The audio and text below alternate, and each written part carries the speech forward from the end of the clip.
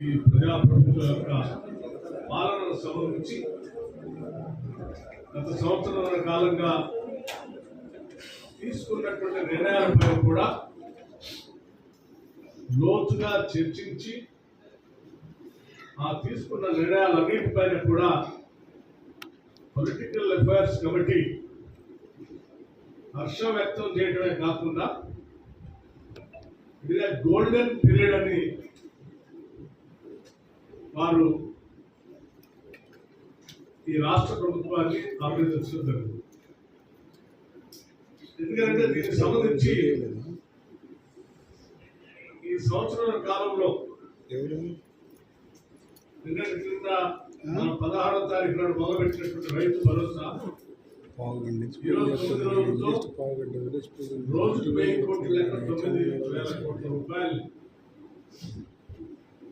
1,49,39,111 ఎకరాలకి వ్యవసాయ యోగ్యమైనటువంటి భూములన్నింటి కూడా రైతు భరోసా చేసే కార్యక్రమాన్ని చేసినటువంటి కార్యక్రమాన్ని ఇంతవరకు రాష్ట్ర చరిత్రలో ఎప్పుడు కూడా ఇంత తక్కువ సమయంలో వేసినటువంటి దాఖలాలు నేను సంపూర్ణంగా అభినందించాను. అలాగే రుణమాఫీకి సంబంధించి కూడా కేవలం 3 నెలల్లో ప్రభుత్వం రాగానే 20,000 కోట్ల రూపాయలు రుణమాఫీ చేసిన దాన్ని కూడా అభినందించారు.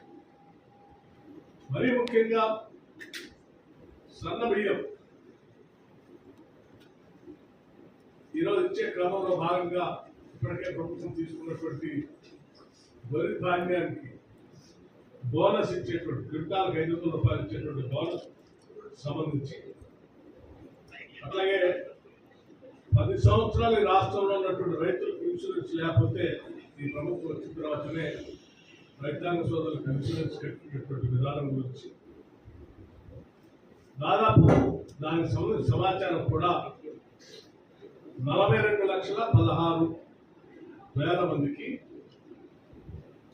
2,180 కోట్లతో ఇన్సూరెన్స్ చేయడం కూడా జరిగింది. సన్న ధాన్యాన్ని కొనుగోలు చేసే క్రమంలో 1,199 కోట్ల రూపాయలు కూడా చెల్లించుకుంటుంది. మీకు గత 10 సంవత్సరాల్లో ఆనాటి టీఆర్ఎస్ ప్రభుత్వ హయాంలో పంట నష్ట పరిహారం అనే మాటనే మర్చిపోయారు. అటువంటి దాన్ని ప్రకృతి వైపరీత్యాల ద్వారా ఎప్పుడైనా రైతులు నష్టపోతే ఆనాటి కాంగ్రెస్ పార్టీ నాయకత్వంలో చాలా సందర్భాల్లో అడ్మినిస్ట్రేషన్ చేసినా కూడా పట్టించుకోరు. కానీ ఈనాటి ఇందిరమ్మ ప్రభుత్వం